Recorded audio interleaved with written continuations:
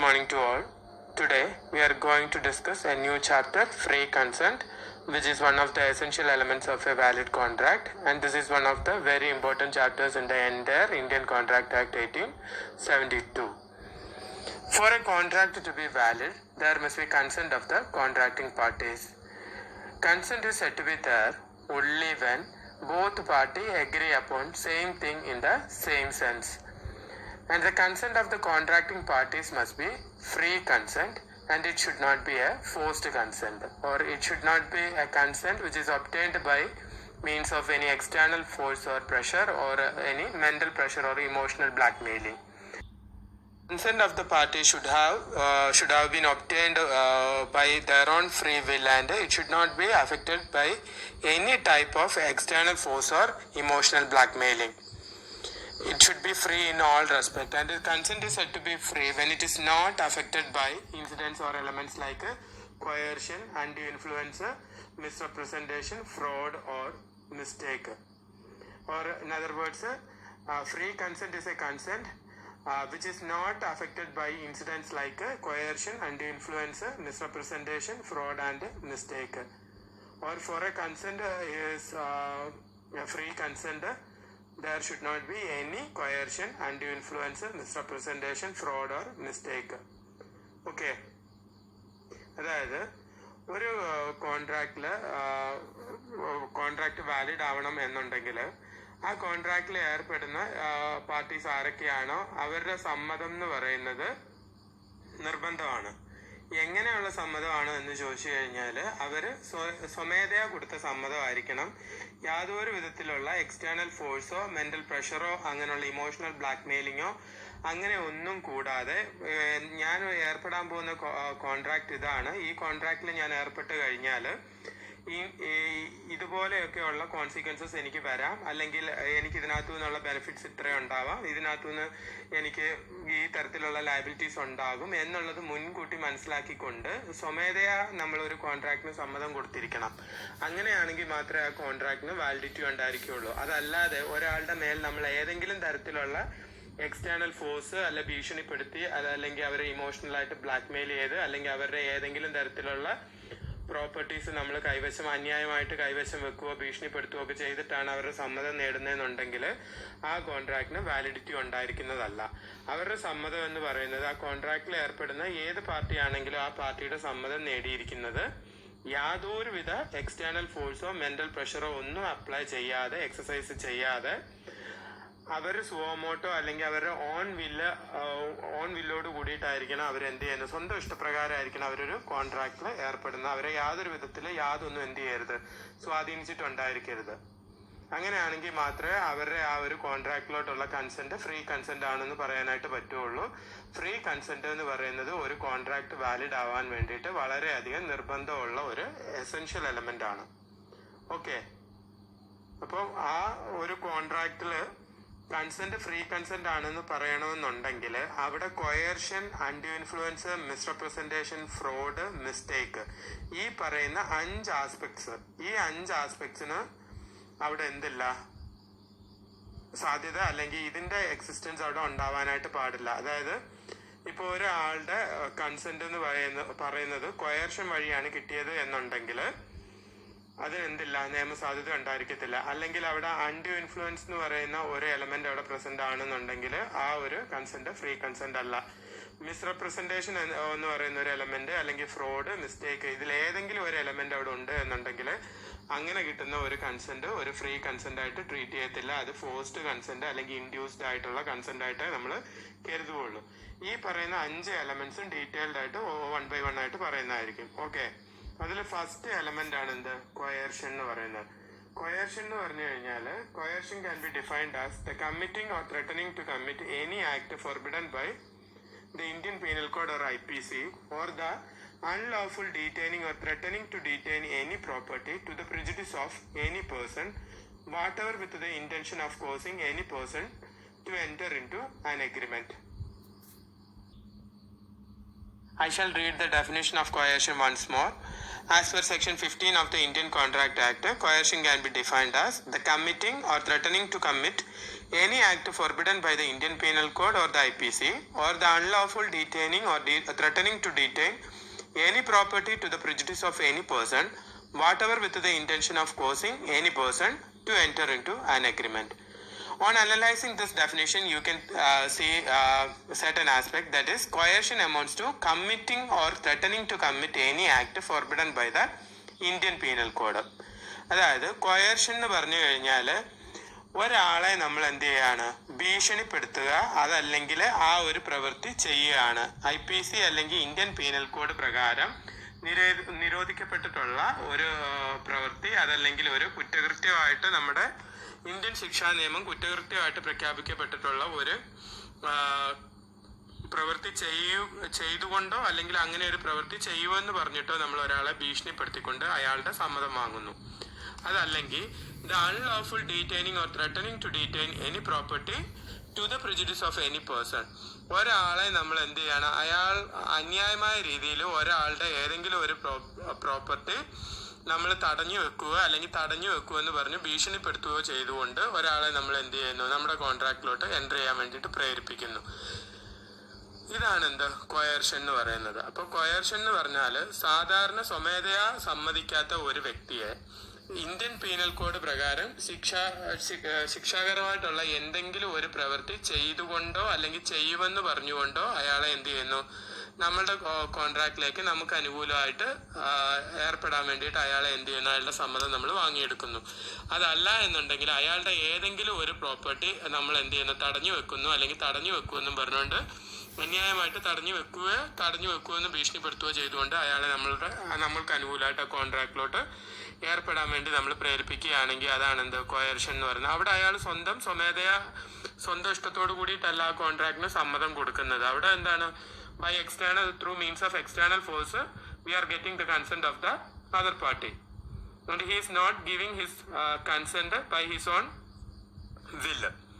അയാളുടെ സ്വന്തം ഇഷ്ടത്തോട് കൂടിയിട്ടല്ല അയാൾ എന്ത് ചെയ്യുന്നത്, കൺസെന്റ് കൊടുക്കുന്നത്. അയാളെ എന്താണ്, നമ്മളൊരു എക്സ്റ്റേണൽ ഫോഴ്സ് കൊടുത്തിട്ടാണ് അയാളെ കൊണ്ട് നമ്മൾ എന്ത് ചെയ്യുന്നത്, ആ ഒരു സമ്മതം നമ്മൾ നേടിയെടുക്കുന്നത്. ഓക്കെ അല്ലേ?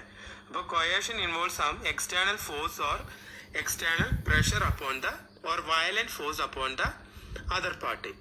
നമ്മൾ ഏതെങ്കിലും തരത്തിലുള്ള ഒരു വയലന്റ് ഫോഴ്സ് അയാളുടെ മേലെ പ്രയോഗിച്ചുകൊണ്ട് അല്ലെങ്കിൽ ഒരു ഫിസിക്കൽ ഫോഴ്സ് ഉപയോഗിച്ചിട്ടാണ് എന്ത് ചെയ്യുന്നത്, അയാളുടെ സമ്മതം നമ്മൾ നേടിയെടുക്കുന്നത്. അങ്ങനെയുള്ള ഒരു ഫിസിക്കലായിട്ട് അയാളുടെ മേലെ എന്തെങ്കിലും തരത്തിലുള്ള ഒരു പ്രഷർ അപ്ലൈ ചെയ്ത് നമുക്ക് കിട്ടുന്ന ആ ഒരു സമ്മതത്തിനാണ് എന്ത് പറയുന്നത്, കൺസെന്റ് ഇൻഡ്യൂസ്ഡ് ബൈ കൊയർഷൻ എന്ന് പറയുന്നത്.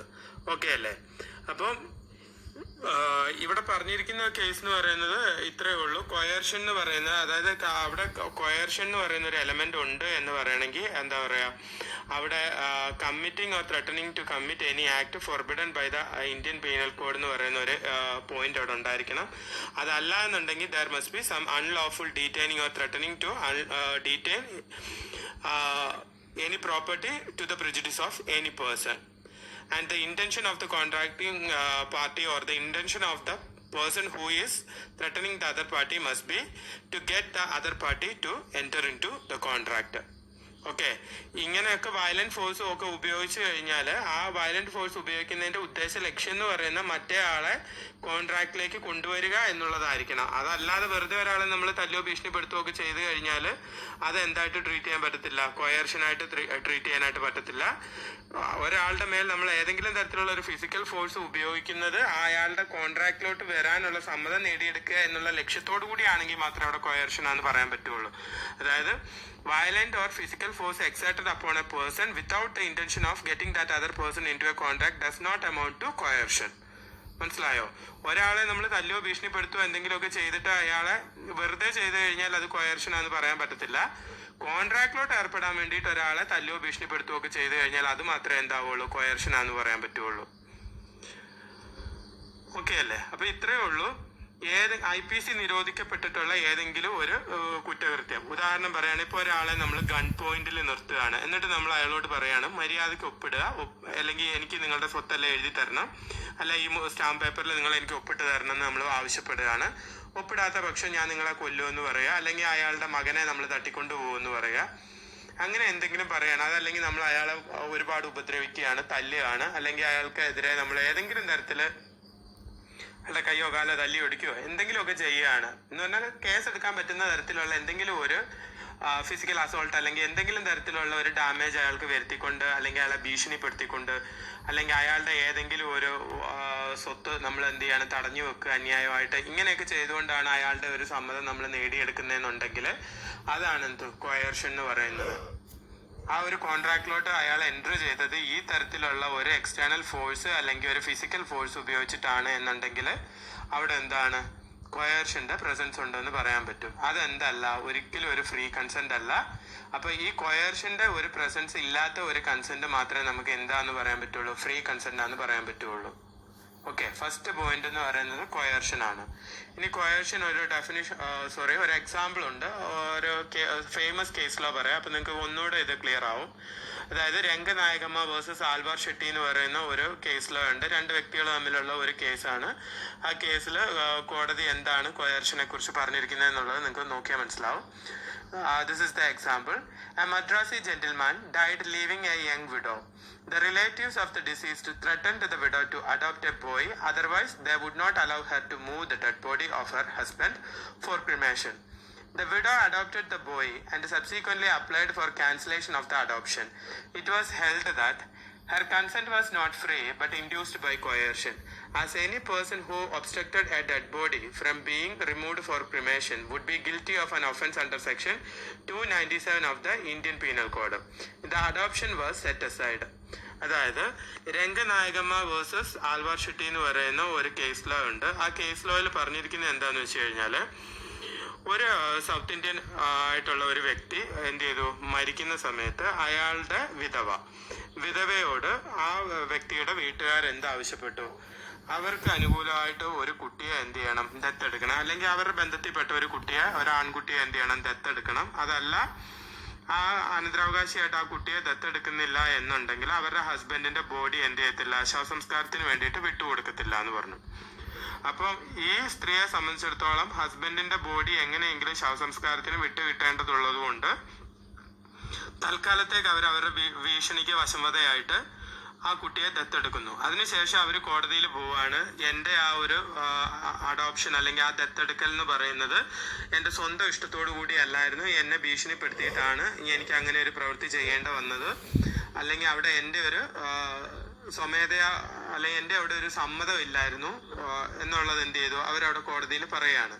അപ്പൊ ആ കേസിൽ അവർക്ക് അനുകൂലമായിട്ടാണ് വിധി വരുന്നത്. അവിടെ എന്താണ്, ആ ഒരു ലേഡി എന്ന് പറയുന്നത് ആ സമയത്ത് അവർക്ക് വേറെ യാതൊരുവിധ ഓപ്ഷൻസും ഇല്ലായിരുന്നു. അവരുടെ ഹസ്ബൻഡിന്റെ ബോഡി ക്രിമേഷന് വിട്ടുകൊടുക്കത്തില്ല എന്നുള്ള ഒരു ഭീഷണിയുടെ പുറത്താണ് അവരെന്ത് ചെയ്തിരിക്കുന്നത്, അത് ചെയ്തിരിക്കുന്നത്. അപ്പൊ ഈ ഒരു കേസിൽ പറഞ്ഞിട്ടുണ്ട്, coercion means committing or threatening to commit any act forbidden by the IPC with the intention of causing the other person to enter into an agreement എന്ന് പറഞ്ഞിട്ടുണ്ട്. അപ്പൊ കൊയേർഷന്റെ ഡെഫിനിഷൻ പറഞ്ഞിട്ടുള്ള ആ പോയിന്റ് വെച്ചിട്ട് നമുക്ക് നോക്കുകയാണെങ്കിൽ ഇവിടെ ആ സ്ത്രീയോട് ഒന്നുകിൽ എന്ത് ചെയ്യണം, ഇന്ത്യൻ പീനൽ കോഡ് പ്രകാരം ശിക്ഷാകരമായിട്ടുള്ള ഒരു കാര്യം ചെയ്തുകൊണ്ടായിരിക്കണം, അല്ലെങ്കിൽ ചെയ്യുമെന്ന് പറഞ്ഞ് ഭീഷണിപ്പെടുത്തിയിട്ടായിരിക്കണം ഒരാളെ നമ്മൾ കോൺട്രാക്റ്റിലോട്ട് ഏർപ്പെടുത്തിയിരിക്കുന്നത്.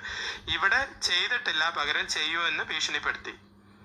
ഒരാളുടെ ഡെഡ് ബോഡി മറവ് ചെയ്യാൻ അനുവദിക്കാതിരിക്കുക എന്ന് പറയുന്നത് ഇന്ത്യൻ പീനൽ കോഡ് 297 വകുപ്പ് പ്രകാരം കുറ്റകൃത്യമായിട്ടുള്ള ഒരു കാര്യമാണ്. അങ്ങനെ ഒരു കുറ്റകൃത്യം ചെയ്യുമെന്ന് അവരെ ഭീഷണിപ്പെടുത്തി. That also amounts to coercion. അതുകൊണ്ട് ആ ഒരു അഡോപ്ഷൻ എന്ന് പറയുന്നത് കോടതി എന്ത് ചെയ്തു, ക്യാൻസൽ ചെയ്തു. It was set aside by the court.